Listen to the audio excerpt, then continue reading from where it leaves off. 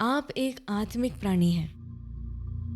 पहला थिस्सलुनीकियों अध्याय 5 वाक्य 23 में लिखा है, शांति का परमेश्वर आप ही तुम्हें पूरी रीति से पवित्र करे और तुम्हारी आत्मा और प्राण और देह हमारे प्रभु यीशु मसीह के आने तक पूरे पूरे और निर्दोष सुरक्षित रहें। एक मसीही की तरह प्रभावी रूप से जीने के लिए आपको अवश्य ही अपने सच्चे स्वभाव और पहचान को समझना चाहिए। अगर आप अपने आप को केवल जो दर्पण में देखते हैं या जो अपने शरीर में महसूस करते हैं उससे परिभाषित करेंगे तो आप स्वाभाविक स्तर तक सीमित हो जाएंगे। किंतु वचन कुछ गहरा बताता है।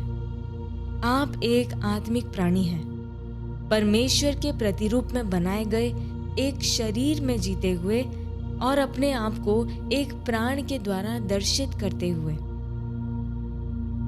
यह मसीह में आपके जीवन को समझने के लिए नींव की बात है। बाइबल कहती है, आत्मा के बिना शरीर मृत है। याकूब अध्याय 2 वाक्य 26। वास्तविक आप आत्मा है। आपका शरीर वह घर है जहां पर आत्मा रहती है। जब आत्मा छोड़कर चली जाती है तो शरीर कार्य करना बंद कर देता है। शायद वह दिखने में पूरा हो, पर वह जीवन रहित होता है, क्योंकि वास्तविक व्यक्ति जो आत्मा है वो चली जाती है। यही कारण है कि आपको जीवन के साथ संबंध अपनी इंद्रियों के द्वारा नहीं रखना है। अंदर से बाहर जीना है। बाहर से परमेश्वर तक पहुंचने का प्रयास मत कीजिए। उस तक अपनी आत्मा से पहुंचिए। आप अपनी आत्मा से उनके लिए जीवित हैं। यीशु ने कहा, जो आत्मा से जन्मा है वह आत्मा है। यूहन्ना अध्याय 3 वाक्य 6। जब आप नए जन्मे थे तो आपकी आत्मा पुनर्सृष्टित की गई थी। आप एक आत्मा बने नहीं, आप हमेशा से एक आत्मा ही थे। किंतु अब आप एक परमेश्वर के द्वारा जन्मी आत्मा है, अनंत जीवन के लिए जीवित।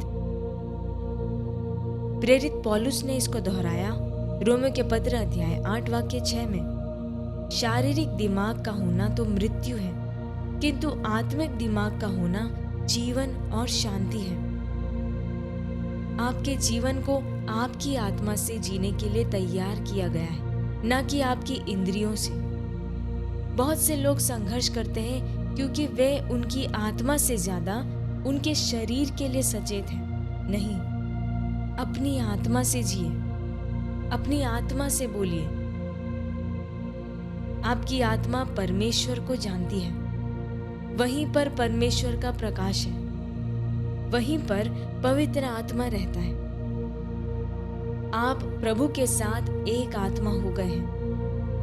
बाइबल कहती है, जो प्रभु की संगति में एक हो जाता है वह उसके साथ एक आत्मा हो जाता है। पहला कुरिन्थियों के पत्र अध्याय 6 वाक्य 17। इस चेतना के साथ जिए कि आप एक आत्मिक प्राणी हैं, परमेश्वर के जीवन के साथ जीवित। इसलिए आज उसके स्वभाव को प्रदर्शित कीजिए और आप में उसके जीवन की परिपूर्णता को। हम प्रार्थना करें। प्यारे पिता, आप महान हैं और महान स्तुति के योग्य हैं। धन्यवाद मुझ में मसीह के जीवन के लिए। मैं आपके लिए और राज्य की सच्चाइयों के लिए जीवित हूं। मैं अपनी आत्मा से जीता हूं, आपके जीवन और स्वभाव को प्रदर्शित करते हुए।